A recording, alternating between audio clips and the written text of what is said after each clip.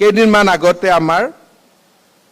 contractual TET teacher সকল আছিল কৈ থাকে বাসৱদাহতো আহি কয় যে স্যাৰ ৰেগুলাৰাইজ কৰি দিয়ক মইতো এবাৰ 15 আগষ্টত কৈ দিলো যে ঠিক আছে কৰি দিম সকলোকে ৰেগুলাৰাইজ 35,000 অৰ্থাৎ যেতিয়াই মোৰ চুলাখনত পইচা থাকে তাকতো দি দিয়াত কাৰো আপত্তি নাই লগে লগে কাম কৰি দিয়া যায় আজি আমাৰ কেইদিনমান আগতে আমি 15 আগষ্টত ঘোষণা কৰিলো যে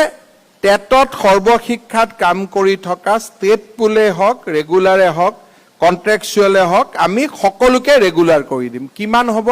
50,000 টিচাৰ একেদিনাই ৰেগুলাৰ হৈ যাব বলে কন্ট্ৰেকচুৱেল টিচাৰখিনিক ৰেগুলাৰ কৰি দিয়ক সেইখিনিকো ৰেগুলাৰ কৰি দিলো অৰ্থাৎ আন্দোলন নোহোৱাকৈ যেতিয়াই কৰ্মচাৰী পৰিষদে আমাক আহি লজিকেল কথা কৈছে আমি কামখিনি সদায় কৰি দিবৰ বাবে যত্ন কৰো কাৰণ মই ভাবো যে এটা আমাৰ দায়িত্ব কাৰণ আপোনালোক আৰু আমিতো বেলেগ নহয় যদি মোৰ লগত টকা কেটা আছে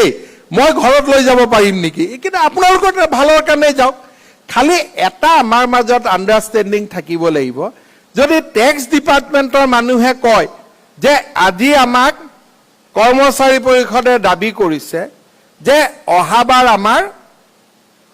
সাপোজ যে অমুক কৰ্মচাৰীখিনিক ৰেগুলাৰাইজ কৰিব লাগে কিমান টকা দাম হ'ব এইখিনি কৰিলে বছৰি 200 কোটি লাগিব